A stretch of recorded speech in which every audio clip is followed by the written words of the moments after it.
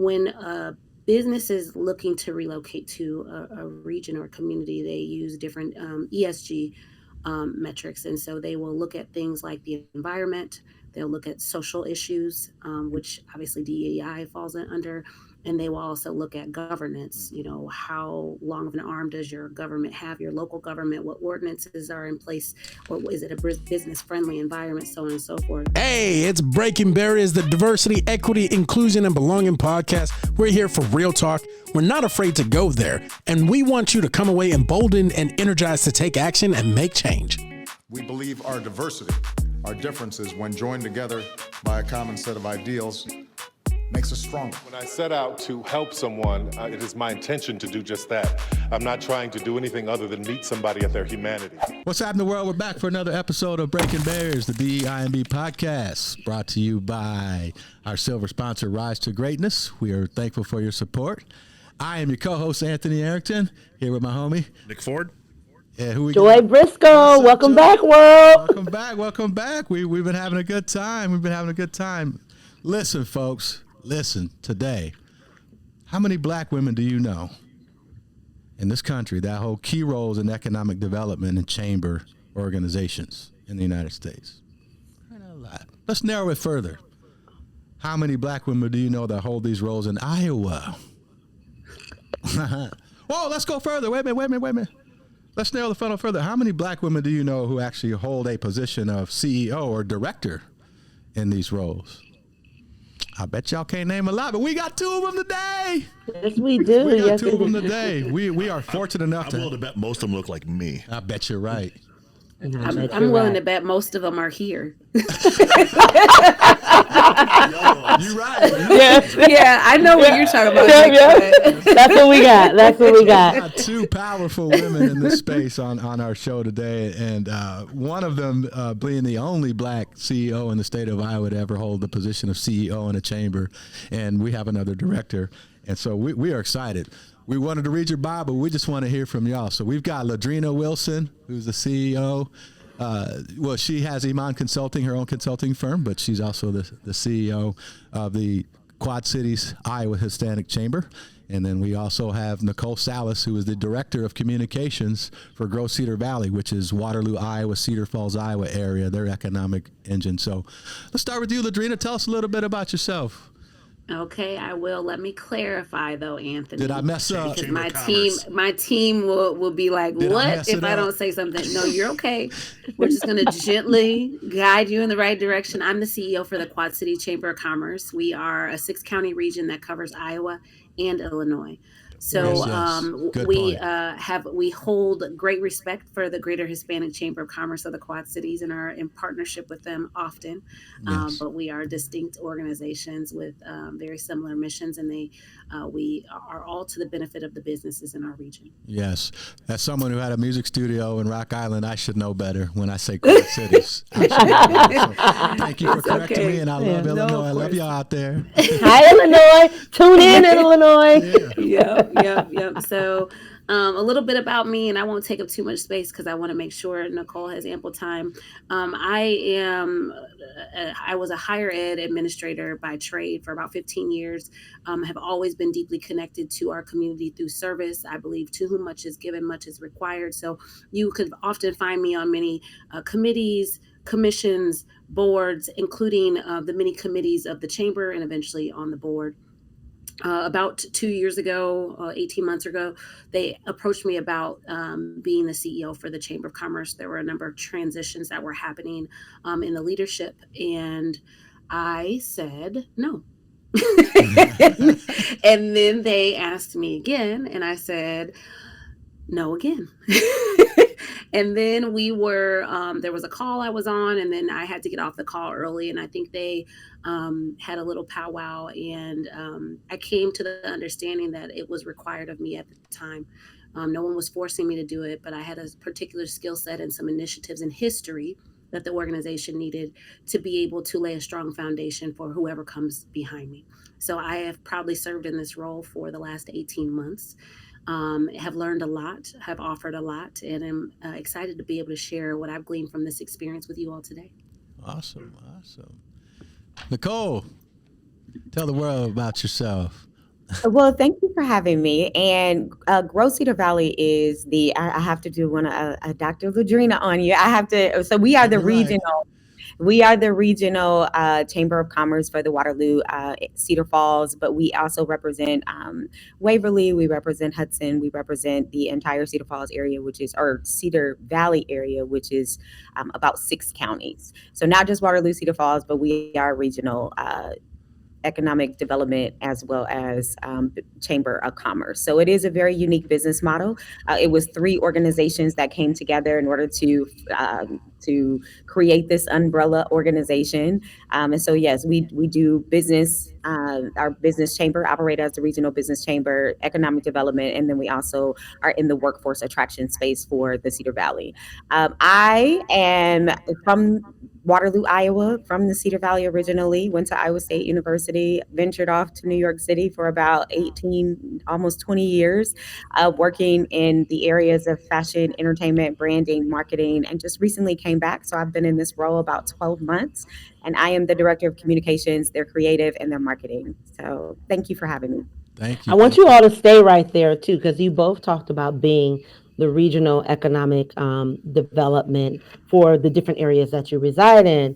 And recently, I've been really, really interested, not even recently, I've been really interested in economic development, but I've been sitting in rooms as of recently. And some of the idea and the concept for this particular podcast, although would love to talk to each of you could do a podcast separate together, Hmm. all the Hmm. things, because there's just so much we can glean from you.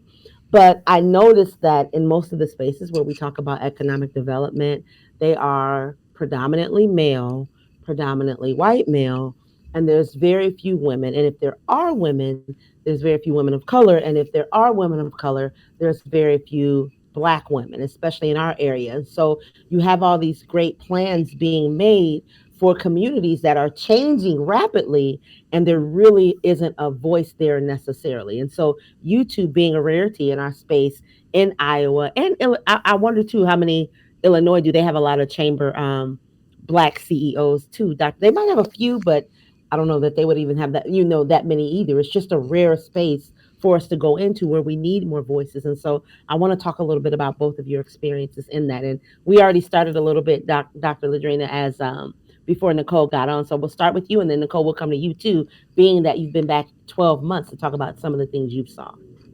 Okay. Yeah, so Joy, right before we were launching the episode, you kind of framed up the question around like how do you utilize your voice, or can you utilize your voice, or do you feel you talked about a situation where it's like you were just at the brink where you're going to ask questions, but like the meeting was over and people were like, no, no, no, like we're kind of done. And so I will offer some unsolicited advice, but also I will offer it through the lens of my lived experience. I take up space. I have a commanding presence.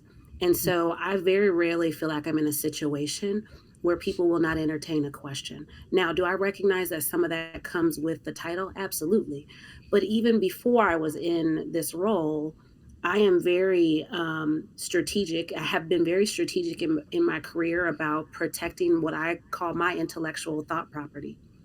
So, in most of the service positions that I have been in, whether it's on boards or committees, when people have asked me to join, I clarify whether or not there's tokenism. I acknowledge that there may be some tokenism going on, but this is mutually beneficial. So I'm going to show up because I know no one else is being asked and we need to be in the room. But I also am letting people know when I come, this is what I bring. So I'm not just going to be a number. I'm not going to be, I'm going to use my voice when I feel it's appropriate. But I observe, I watch, and then I wait to be asked because at that point, I'm not just out here offering up my intellectual property. You asked for it, which means I have a platform. So I've gotten in positions where I'm very deliberate about making sure people invite me for my opinion. Therefore, I have the floor. And so I take up space, but I'm selective about how and when I use my voice. That way people do listen. And I find that in many boardroom spaces, this is from a cultural perspective, it's about jockeying to be the smartest person in the room. Like there's lots of Hmm. people who are just trying to offer their thoughts. They might not even be adding anything more than what the next person said. I don't do that. So when I talk, I think that it allows me to have a larger platform of people that listen. So I'll share that and I'll let Nicole go. But I do want to tell you what happens behind the scenes that people don't really think I know about. So, Nicole, I don't know what your experience has been in terms of feeling like you can use your voice in these spaces. I think that that was fantastic advice. I think that I am also a person that takes up space. I am a person that I think that I could describe myself as being a bit polarizing, right? So some people are like, whoa. And then some people are like, oh, it's light, kind of thing. So I kind of get mixed responses when I'm in these spaces. But like you, I think that it's very clear coming in to the spaces and to the boards and to the committees that I'm coming with a voice. So I think that preferencing the conversation gives me a better context to have a diverse opinion, because oftentimes I do, because it's not always like you said. I didn't realize, especially coming from private sector, that that is so scarce when it comes to Black women, and just having a Black presence in some of these spaces where, like Joy said, the decisions are being made, where changes are happening very quickly when it comes to our economic development of our communities, and we're not at the table. So it has been something that I've been feeling around. And if I'm being very honest, being new to this space, it has been something that I'm learning from. It's been something that I appreciate the fact that you're giving that advice to say, I don't feel like I need to have I don't need to feel like I need to have a perspective of everything. I think that I'm picking my moments where, when I do contribute, then it is a valuable, diverse perspective that expands the room. That's what I'm looking for Mm-hmm. right now. However, since I'm so new to the space, I'm still filling it out. I'm still looking for mentors like yourself in the space to show me or to help me navigate that and figure out where to take my stances and where not to, per se, I would say. Mm-hmm. Mm-hmm. I love the fact that you're Yeah. both saying you're taking up space, like but space, intellectual and leadership space. I remember a colleague of mine. And as you mentioned, tokenism, LaDrina, as a Black woman walking in the room, I'll never forget my friend Nico White, who you may all know. I'll never forget what she says as a Black woman when she walks in the room. Just saying about being tokenism. I already know I might be the only one in here, but I'm walking to the front of the room. By the way, I'm leaving the door cracked so the people can hear me in the back. Right, and so that's what I hear you both saying, and I appreciate that perspective, because I don't think I think there's a perception that many of us, particularly women, particularly Black women, are supposed to be quiet in the room, or there's this angry Black woman syndrome when you're not quiet, and I like how you two have phrased that. So, Well, I think you and I have talked about before, Anthony. Like, there's tokenism and there's being tokenized, yeah, right? And this isn't actually. There's two that are not going to be allowed that to happen. So, my question is I'm curious, what drove you? Like, I know you had no, then yes. What drove you into economic development and into these roles? Yeah. But also, why is it so important that more people that are like you, whether it's Black women, women in general, Hispanic women, are so vital to these roles, and why it's so vital for us as a community? You want me to go first, Nicole? Go ahead. Sure. So, couple of things. Through this experience, I have become more intimately connected to the fact that economic development and community development, the lines continue to blur. So you can't talk about things like workforce or business attraction without talking about housing or childcare, right? And so those are more human elements that I think you do see a bigger presence of women and or women of color in, especially as it relates to like social work and social issues. And that's where I would put the community development aspect of what I'm referring to. But they are so intricately tied that you have to have folks who are not just worried about dollars, worried about land, worried about development in the room. You also have to have people who have who understand the importance of the human element and the lived experience and the quality of life that people will have when they are invited into your community. And who better than to do that than a woman? And so, and that's not to imply that our brothers can't. It's just that we have been looked to for that for a long time, and I think in some respects almost to a fault. But it is important that we have a balanced representation of not just the numbers, and the development and the financial impact, but also the people experience. And so I think that's why I decided to show up and continue to show up in this work. I love that. I won't be redundant, so I agree with that. And what I will also add is from a workforce perspective, right? So where we are right now, we are in, especially in the state of Iowa and specifically in the Cedar Valley, we have a workforce crisis, right? So we are looking to attract more people.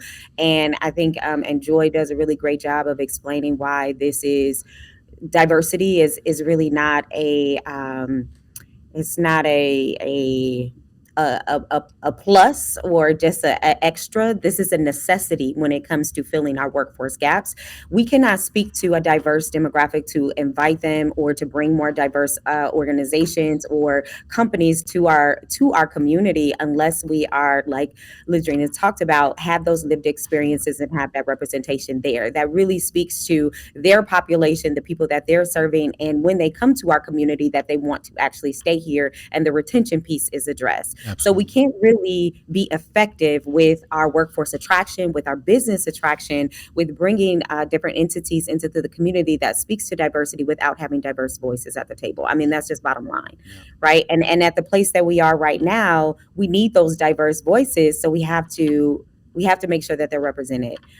We cannot, we lost about 30% of our workforce over COVID, through baby boomers retiring, a variety of different situations that are happening. So we have to get creative right now about how we attract people to our our communities and our regions. And just having a lack of diversity and a lack of representation is just not going to do it. We need those immigrants at the table. We need people that are going to speak for different communities and different diverse populations at the table. That's collective progress. Yeah, absolutely.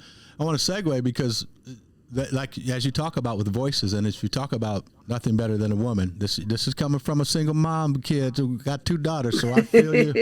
And most of the mentors in my life have been women, so I feel you. But we talked a little bit offline about those pitfalls, LaDrina, of how you and Nicole and folks and Black women have gotten to these types of positions. So I want to learn. I want to hear about some of those. Can you talk about some of those challenges, either of you, that you have had?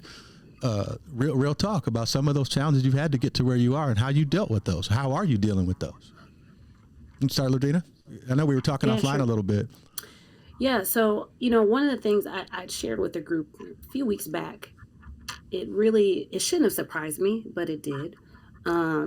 I had a community member, an influential community member, approach me. There was a particular issue that I'm navigating with different stakeholders, and there was one particular person who was pretty worked up about this particular issue, and the community member called me and kind of was having a sidebar conversation with me, reassuring me that the idea and concept was the right direction to go, but just wanted me to remember, well, you may not recognize this, but this particular community member, he has a hard time working with women leaders.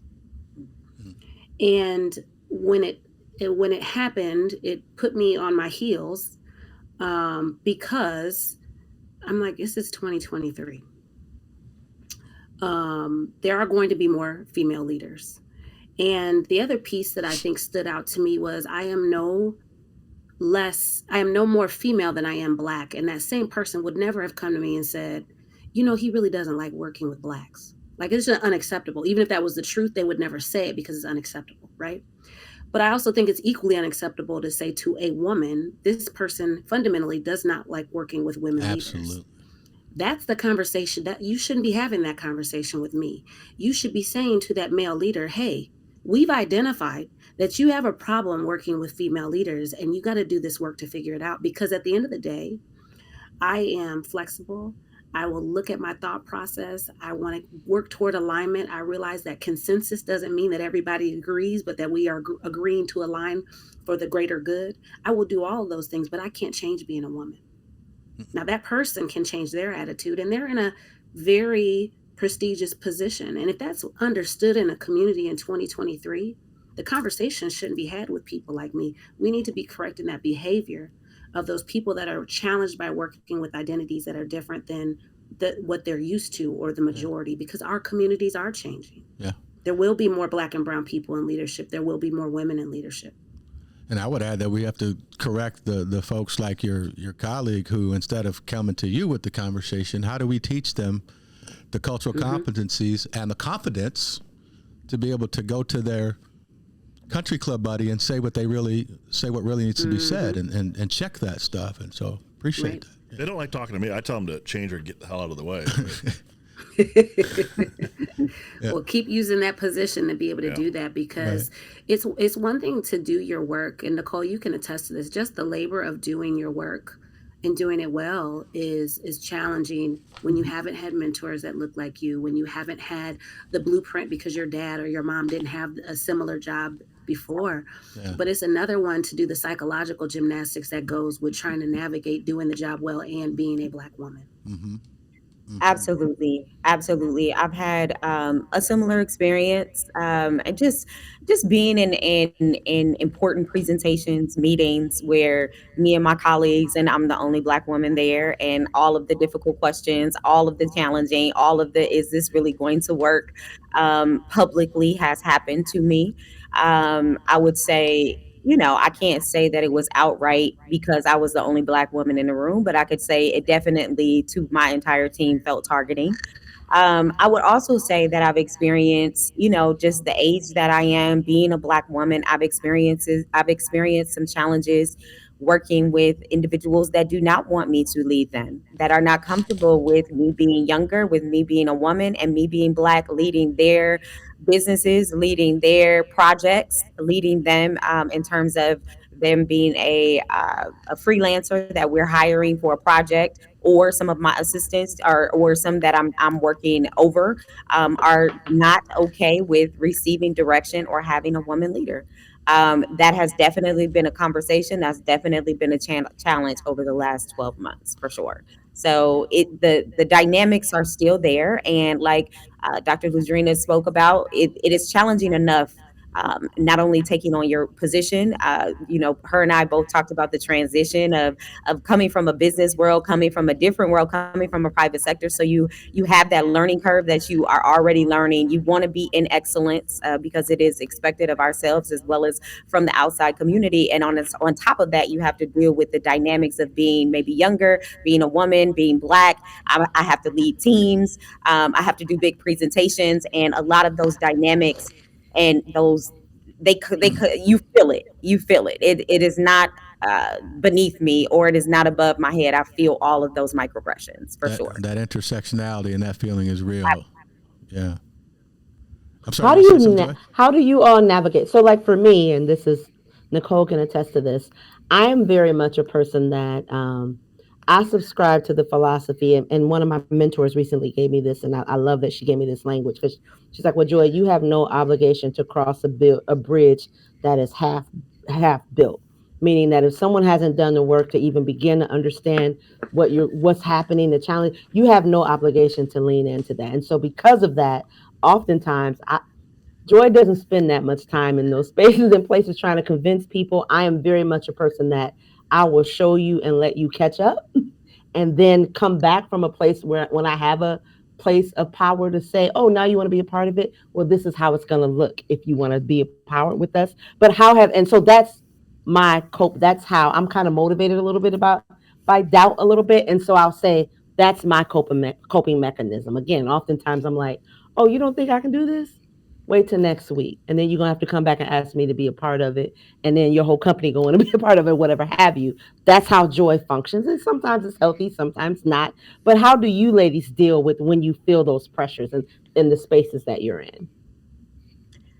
I would say that that's been one of the biggest challenges for me, coming from private sector and also coming from the business world, where I am a leader and a visionary, that I'm able to make some of those decisions of, let me go ahead, like you're saying. I think that since you are the leader of your organization, you're able to go ahead and make those decisions. And being a part of a regional chamber, then we have to get a lot of regional buy-in when it comes to pushing forth big initiatives.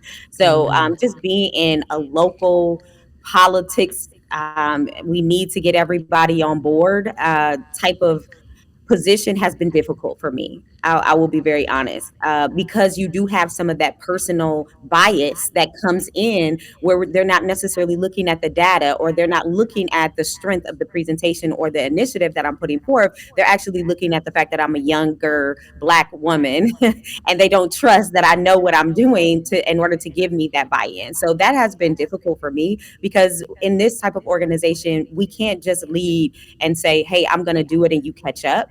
We just don't have that dynamic or that benefit. I think it's been very challenging to go ahead and get that buy-in, especially in an organization that is probably about 2%, in terms of diversity, 2 to 3%, less than 5% for sure when it comes to diverse voices at the table, specifically Black women. We don't have very, very, very few. So it's been difficult for me. So many questions running in my head. So I want to go in a little bit different direction. So obviously everyone in this room in this conversation understands 2020 and the big push towards DEI in businesses, short-lived as it is. But now we're seeing the opposite, right? Mm-hmm. How, as in the chambers, are you dealing with that? I mean, especially as Black women, how are you dealing with that pushback now that we're seeing this reverse wave, or whatever you want to call it? It's maddening for all of us, but how are you dealing with that on a day-to-day basis? It's a good question, because you all touch the business community deeply. Business and government. Yeah. Yeah, so there's a couple of different things that I've brought into our conversations when I work with our stakeholders, whether it's our membership and them giving me feedback around whether or not they think we should be in the lane of DE&I, or if it's too politicized, so on and so forth, or if it's not a business imperative. There's two approaches that I use. One, from the economic development side, when a business is looking to relocate to a region or community, they use different ESG metrics. And so they will look at things like the environment, they'll look at social issues, which obviously DEI falls under, and they will also look at governance. How long of an arm does your government have, your local government, what ordinances are in place, or is it a business friendly environment, so on and so forth. And so I rely on that to say, hey, when a site selector is trying to choose between us and 5 other communities, they are going to look at factors related to the environment as it relates to, not just the geography of where we are, but like literally, is it going to be, Nicole, help me out here, because sustainable energy, that type of thing. Yeah. They're also going to look at social issues, including what does your labor shed look like? Are there gaps in the workforce? Are there certain gaps in livable wages by certain populations? Like all of these things.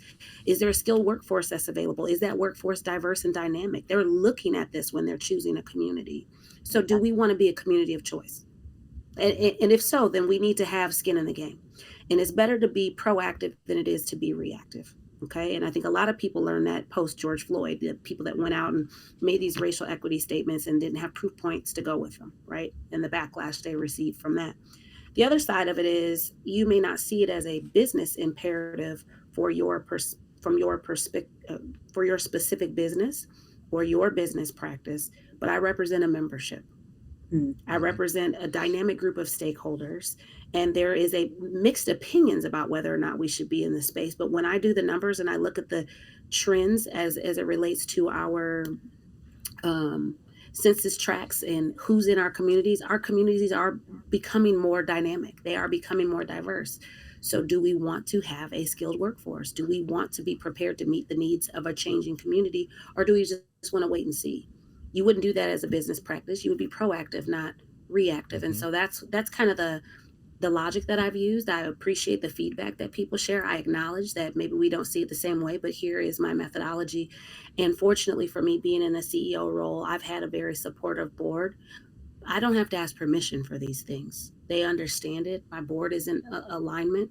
And even the members who do feel strongly about it, they take up a lot of space as well. And so it's been nice to have that level of support. Yep. Awesome. Nicole? I would say that I'm definitely seeing it in terms of in our business community. DE&I is in diversifying our community. We did a rebrand in 2018 and 2019, and we interviewed the community and about the perception of what they felt like the chamber represented. And one of the pieces of feedback that we got was that the chamber has always been a good old boys club. So at that particular time, we had prioritized diversifying the voices at the table, diversifying our organization, and making sure that diverse voices were represented. So we have been working on some initiatives. We have definitely seen some pushback from some of the organizations, and I bring them right back to that strategic plan and the reason why this is beneficial, and then they calm down those voices. I think that I'm definitely still seeing, like, when it comes to our summit, our initiatives, things that I'm putting out there that we've all agreed on, that we've all decided is a benefit for us. We see some lack of support sometimes. So we've just had to continue to move forward and just remind them of the what we've decided as an organization from our leadership perspective collectively. And like LaDrina said, we represent a dynamic group of business owners as well as workforce attraction as well as economic development. So we cannot do everything that we need to do as an organization if we're not able to attract those businesses, those economic development opportunities like LaDrina talked about. So those are the conversations that we're having at our chamber as well. Nicole, I want to switch gears kind of. You got a unique background. You and I share that fashion background you got. My daughter was a model in New York, and you all crossed paths at Fashion Week and things like that. Yeah, I read your background. I know you don't work with Sean Puffy Combs. You don't work with. You don't work with. Well, hold on, we don't want to get canceled. No, I'm just. Wait a minute. That was P. Diddy. That wasn't Sean Puffy Combs. That was P. Diddy. Okay. Those are different people. Okay, different people. Diddy, yeah. P. Diddy, yeah. Mickey Minaj. Partner, abort. Hey, Dr. Drew back there, make sure you fix that. We don't cut that out. Well, you've been in a whole different world, like entertainment world, and we know it's two different planets. And now you're here in Iowa, coming from this fashion world for 17 years to this little Iowa economic development. Talk about what you've learned or what you've been able to bring back from the city or from your career that's applicable to the work you're doing today in economic development. Because I think oftentimes we don't, folks that like sports and I think about people, my friends that aren't civically involved, they don't see the value of civic engagement or economic development, how it affects their football game or the Nikes they wear or the FUBU shirt they got on or what have you. And so can you talk about what you've learned about economic development and how it really applies to your prior career and what are the synergies? Am I making sense? Yeah, yes, you are. I think this is a good question. This is the Oprah question, right? What everybody really wants to know. Like, how did you get from here to there? Well, right. So I would say that I do have a unique background and it has been in fashion and entertainment. However, the last role that I held at Hanes Brands Corporation was a trend forecasting role. So that really focuses on data collection on what's happening in different industries, right? So we're looking at creative industries as well as car industries and looking at what trends are happening in different organizations and different communities from a government perspective and how they're going to impact business, right? So my last role was really more about a forecasting of what's happening in like I said, in businesses, communities. And so I think this organization was really interested in that aspect of my background. Now, even though I did it for a different sector, right? I did it for entertainment companies. I did it for marketing companies. I did it for branding companies. Then that some of that still applies when it comes to being able to look at different trends that are happening in different communities, different organizations. When it comes to placemaking, when it comes to just a variety of different things that other communities are doing that we can actually do here, and they could be beneficial. So that's one aspect. The other aspect is I'm actually a business owner. My company is called Design Her Life, where I've had 8 years where I've been able to work with women business owners when it comes to how they show up and how their businesses show up in the world. So I think this organization was also interested in the fact that I have worked with business owners, specifically when it comes to their branding, when it comes to their overall appeal of attracting people and customers to their businesses. So since we are a unique organization, I think they were interested in my unique background, right? So we don't just deal with the economic development side. We're also running a digital marketing campaign to bring more people to this community from a workforce perspective called Live the Valley. And then we're also working with our business community, which is about 700 business owners. So since we do so many things, then it just kind of went across the board, I would say. I was kind of hoping you said that, because essentially I was thinking to myself, well, she's a branding expert, right? Her job's to brand the community, to brand the city. So therein lies, and I think I was telling my daughter this, so I'm going to have you talk to her, Nicole, about stuff to do behind the camera and behind the scenes in the industry. There's still business. I try to remind her and remind even her manager that I don't care what y'all do in New York. You still have a business to run with the P&L in the background, and your brand matters, particularly in fashion. And so I figured that might be kind of how you answered. So I'm glad I was at least thinking that way, because I thought your branding was just such an important part of your job and how you're communicating. So, and it really is. I think so often, to people's detriment, that they have to see where 1 + 1 = 2, i.e., right? Yes, I don't like that. Anthony knows I'm not because sometimes I think that we miss things, right? Like, so if Carrie at Grow Cedar Valley, if they needed to make the linear connection of how Nicole could really benefit the message around economic and regional development, then they miss hiring probably one of the best communications directors that they've had to date. Right. And so I always want to push people about thinking outside. And I know we hear that all the time, think outside the box, but you really do have to. Like, when I think about Dr. Wilson, your background is in education, right? My background, I was military, International Academy. I speak Spanish. I worked for NSA for many years, right? And just happened to look up on, not even a mentor was like, I think you should look at going into cultural analysis and doing cultural event programming, and then came back and all the other things, right? But if we, and I think sometimes the people that are making the decisions, some of the growth that could happen doesn't happen because the people that have the ability to make decisions don't have that lens to think outside the box. I'm actually in a very heated debate with somebody around right now, and I love, Dr. Wilson, that you said that oftentimes community development, economic development overlap. Yeah. And I'm actually having a conversation with somebody right now, telling them why I'm going to always move as a community-based organization, because a lot of the benefits that you saw with recruiting individuals, because I serve them in the way that we serve them, not in the way that your traditional doctrine says, right? If we did it that way, you would not have these individuals.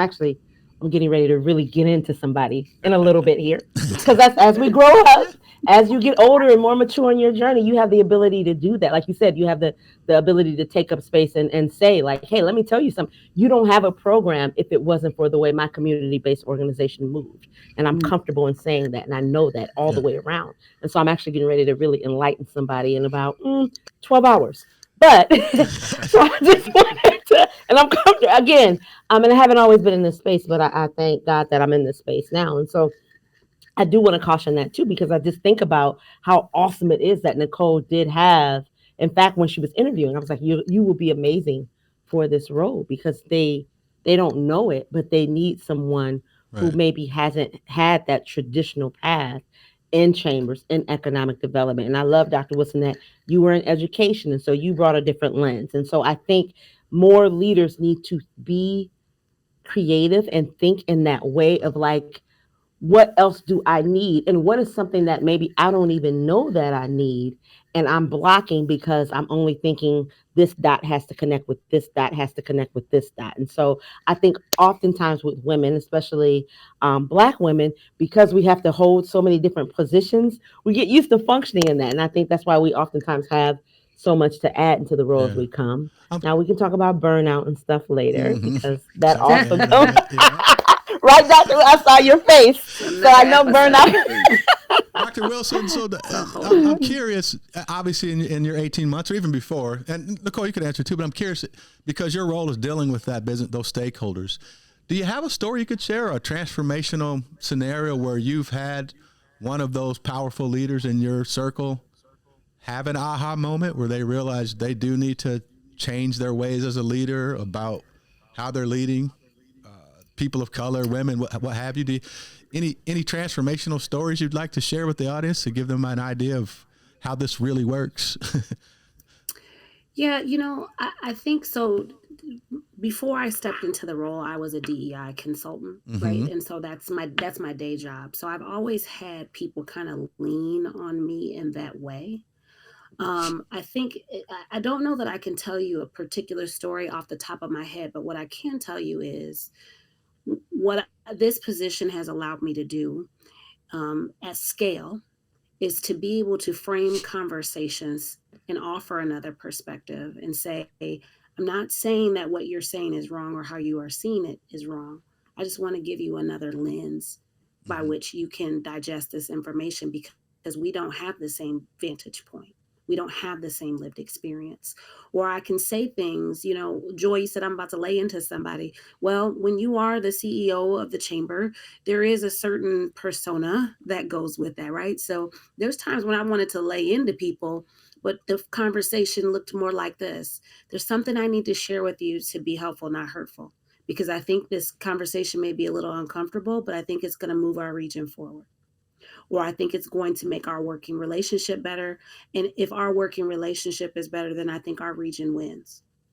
And so there used to be a point in my life where I think I would approach challenging conversations from that perspective to kind of hedge off the angry Black woman thing. The language hasn't changed, but the spirit behind which I say it has changed.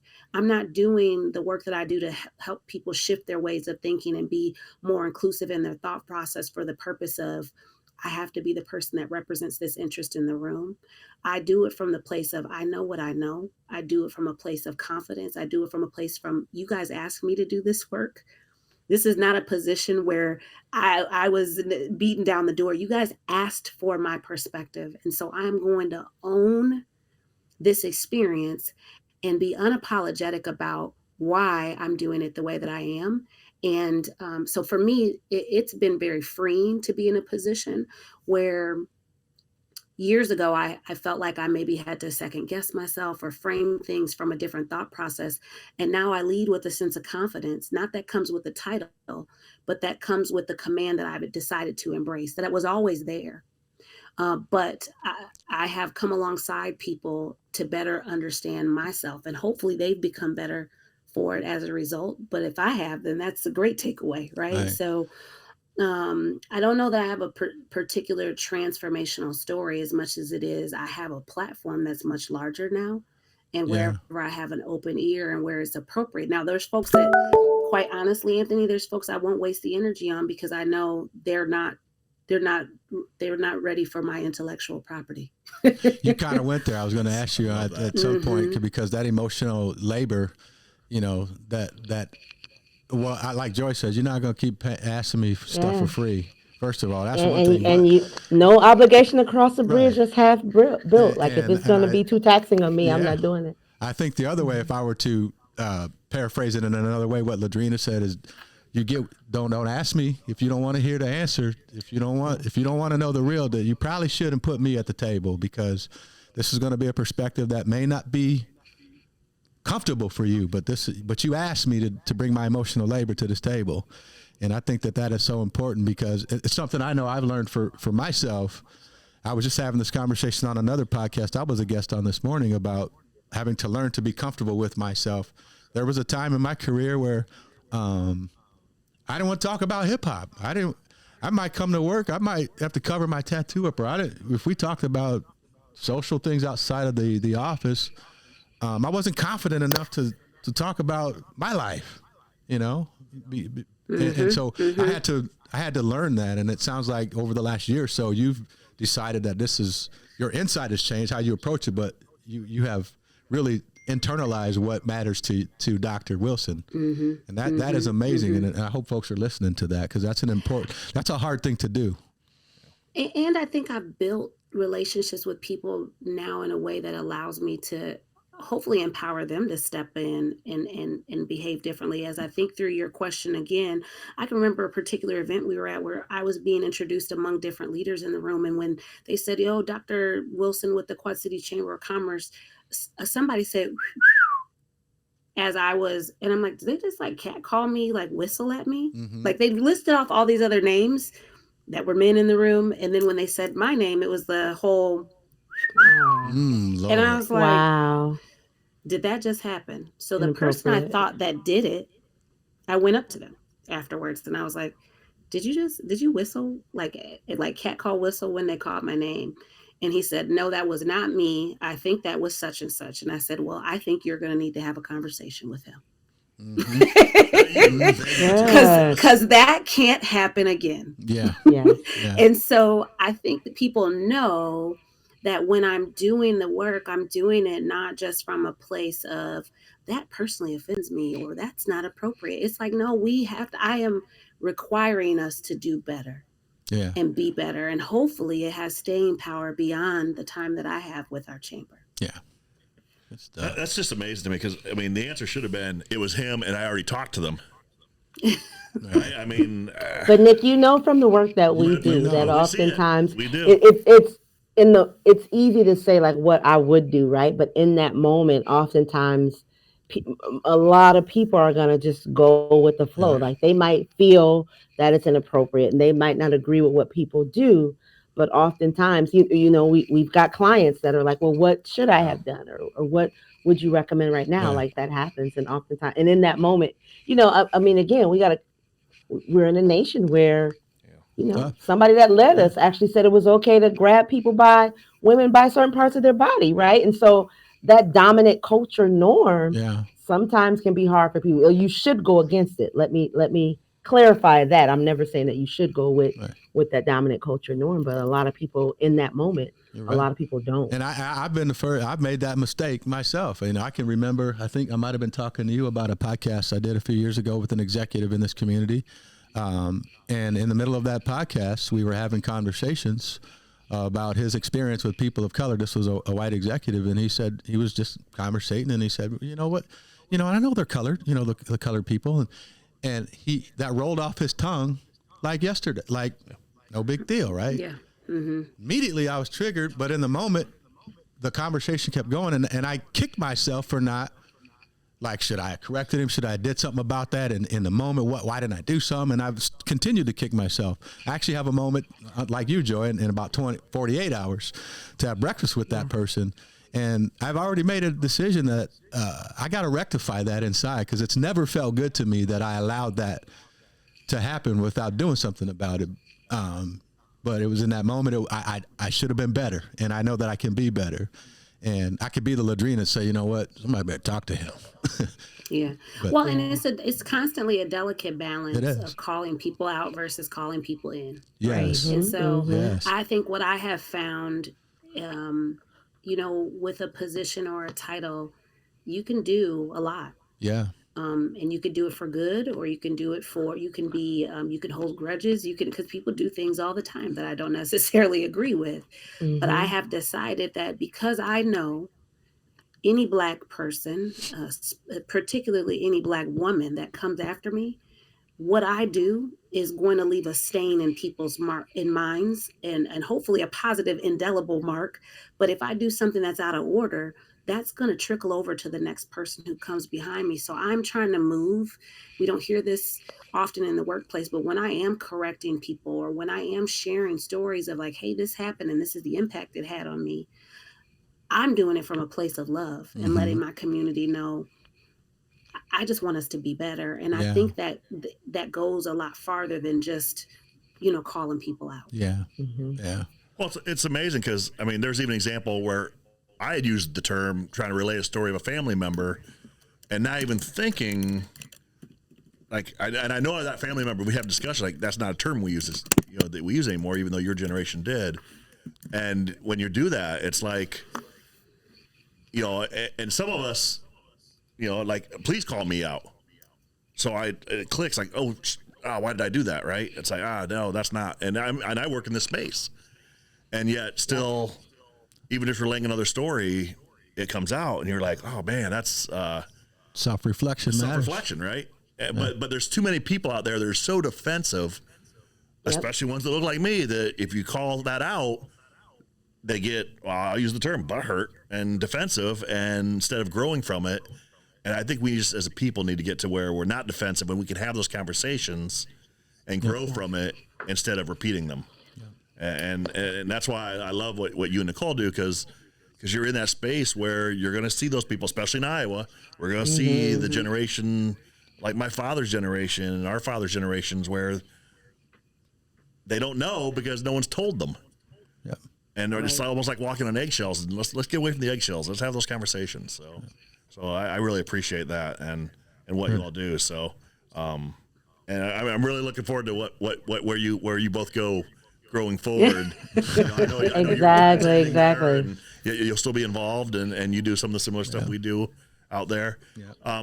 When you talk, let's talk about for a second, real quickly. So you do similar to us. You consult and work in the DEI space. One of our tenets that we're really trying to focus on, and it's again a balance with us, with our personal feelings, is there's so much of a fight against the diversity word, right? So in our minds, there's so much focus on that and less on just belonging, right? But yet not losing our vision of why we're doing what we're doing. What's that balance look like for you of we know there's this fight back, and we kind of talked a little bit about it earlier, of staying true to yourself, but also moving the needle in a state like, I try not to call it North Florida, but like Iowa. Oh, I call it North Texas. North Texas? That's West Florida. North Texas works too. What I have found is right now, because I've been in the chamber role, a lot of my work is out of market. So for me, it was important not to create confusion in market where it was, okay, is she serving in the chamber CEO capacity, or is she with her consulting firm? And what I would say, what I've had to remind myself, as well as the folks on my team on the Iman side, is this pendulum has always been like this, right? It swings back and forth. We've been through this cycle before, right? Whether you're looking at Jim Crow came because of the Reconstruction. Yes. that was the first pendulum swing, right? And we've been doing it since 1865, and we're still here. And so what I've reminded myself is, one, the work that we are trying to do is about inclusion, and for the most part, and yes, belonging is a higher degree of maturation on the inclusion spectrum. I don't veer too far from that. Like, I'm still comfortable with calling a spade, because fortunately, as a consultant, I get to choose who I work with, just like they get to choose me. And if I'm not right for you, then maybe I will hand you over to Nick or Joy or Anthony or somebody else in market who delivers a product with the same intent, but a different vernacular to fit your appetite. Yeah. And so I remind myself that I want to, as much as possible, stay congruent to what I know to be truth, and usher people along if they are willing. If they don't have an appetite or they're not ready, then I can at least refer them to somebody else who can give them what they need. Yeah. The other piece is I am very actively looking at how I frame my leadership work. So we offer 3 lines of work, really about the specific coaching, and then there's leadership and team building and DEI. And while they all need to be integrated, my leadership modules and components, I'm integrating more diversity, equity, inclusion stuff with more deliberate intentionality, intention than I ever have. And it's not to say I'm gonna put myself out of business, because now it's all one thing, but I recognize how a person digests this is different right now. I also recognize, I had to tell my colleague, I hired her about a year ago, and she's new into this work. And she's like, are we still going to be able to, she's sending me all these articles. Here's what's happening in Florida. Did you see this thing that happened in Texas? And did you hear about this legislation in Iowa and Tennessee and so on and so forth? And I said, don't worry about it. In 5 years, we'll have more work than we know what to do with, because that pendulum's going to swing the other way. Mm-hmm. The work will always be important. DE&I is part of the human experience. Yeah. And as long as there are people to be dealt with, we will always be having, at least in the American context, we will always be having some version of this conversation. And so I just applaud the people who are doing that work. I know it is exhausting because you are having to justify how and why you do what you do. But now more than ever, we need it simply because you should always be talking about the things that people tell you you're not supposed to talk about. Mm-hmm. Yeah. I had to clarify. Our vision is that we want to work ourselves out of a job because it's not a need, but we didn't say not a need, not because of government regulations or government pushback. We want there not to be a need for what we do. Yeah. You know, Dr. Wilson, this has been an amazing conversation. I've seen you speak a couple of times, but this just feels different. And I appreciate this conversation. Yeah, this just feels different to me. Maybe because it's the interaction we get to have, and I don't have to see you on a stage 20 feet away or what have you. But, as we wrap up, is there any, piece of advice or nuggets that our listeners could take away that they could learn from you as a Black woman in a role that you're in, or anybody in terms of when it comes to how to value and stay true to the game of DEI, and stay true to your authenticity as a Black woman, but advance in corporate America or in whatever desire they want. Any words of advice you could give folks as they move forward on their path? Yeah, I guess the only thing that I would maybe share, there's two parts. One, the community perspective, but also the very personal perspective around how people navigate and traverse their careers with a historically marginalized identity. So as I identify as a Black woman, in my career experience, I have, whether it's from outside influence, my dad even, I can remember a time when my dad was giving me crap about how I talk, like because I wasn't using Black vernacular at work. And I'm like, I can code switch and it doesn't mean I'm being disingenuous. No. Right? I know for me, authenticity is about making connections because that's important to who I am as a person, meaningful connections, which means I'm not going to use the King's Standard English with my people. Right. But if you speak the King's Standard English and I need to connect with you, I'm versatile enough to do that. and still true to who I am to be able to navigate that as well. And I see that as an asset where I see some people saying, well, maybe that's like selling out, or you shouldn't have to code switch, or you shouldn't have to this, that, and the other, right? Like I'm not playing those culture wars with where I'm at in my career. When I walk into a Japanese restaurant and I want to sit down and eat in there, I can't even think of what it's called. I'm going to take off my shoes because I'm in their house. That's how I interact with people. I observe, I connect with people and meet them where they're at. Yes. I will talk to a 4-year-old like it's a 4-year-old, not a 24-year-old, right? And so to me, this whole dynamic around your authentic self, toy with that internally. Don't let other people pressure you into as you ascend in your career. Yes. You know what I mean? Yes. Like that's a very personal experience. Wear your hair how you want to wear it when it feels right. Share with people what you think is appropriate. When you think it's appropriate, do not overshare because your vulnerability is a form of social capital and people will use that against you in the world of work. So making sure you've done your due diligence around this whole word around transparency is kind of overused. And so I just want people to do the personal work of identifying what authenticity is as you traverse your career. Yes. I love that. I think as you move through that, be willing to, I always say, take the proverbial arrows that come with the decisions that you make, because you'll never please everybody, but can you look in the mirror and please you? Exactly. And I think the other piece that I would share from a community perspective is I think there's a lot of misunderstanding about what the value of a chamber is, or organizations, economic development organizations, and how they support big businesses. And so we see a lot of people who are much more progressive who say we're not for the big businesses, we're not for economic development or big projects, we want to be for the people. Well, I think you can do both. I do too. I always say we get so caught up in we need the and. I think so often that stops growth for us, because if it looks like the NAACP and Urban League, but we want it to look like Black Lives Matter, well then we can't, you know what I mean? And we need that. We need the marchers, we need the strategists, we need the people in the boardroom, we need the people running for office. So I didn't mean to cut you off, but I so agree. No, with you're that. right. No. We need all those, and we need the Nicks in the world who can. You said it earlier, Dr. LaDrina, that can walk into the room if I can't.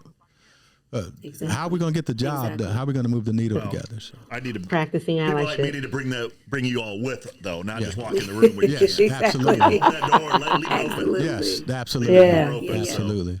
Well, thank And you so I so just want much. to, I want to see our communities have not an either or mentality, but a both and. Yes. And so, Yes. so Yes. I appreciate the invitation to come Yeah. and spend time with you. I'm sorry I couldn't get in my car and drive up there, but if you invite me back, I will prioritize trying to be there with We'll you. be in back. person. We'll have you again for sure. Or we'll come down there. And we'll come there. But it's been an Hey, you're enlightening welcome, conversation. Yeah.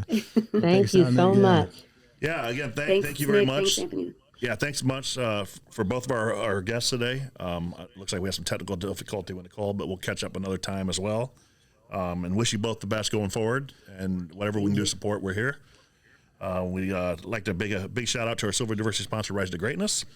And then also our friends at Breaking Barriers Community Savings Bank, Tyler Lincoln Barnes DDS, and Iman Communications. We'd love to hear from you. Hit us up. Send your questions, comments, suggestions to info@toprankculture.com. And over to you, Joy. Have a good, Dr. LaDrina, again, thank you so much. Thank you, Joy. Yes, we'll let you know as soon as this comes out. For our listeners, you know, we drop 2 episodes a month, and we just we appreciate you all continuing to break barriers with us. Have a wonderful, wonderful day. Thank you. Take care, everybody. Bottom line, advancing equity is not a one-year project. It's a generational commitment. There are too few people in the world willing to be the domino, too few people willing to take that fall.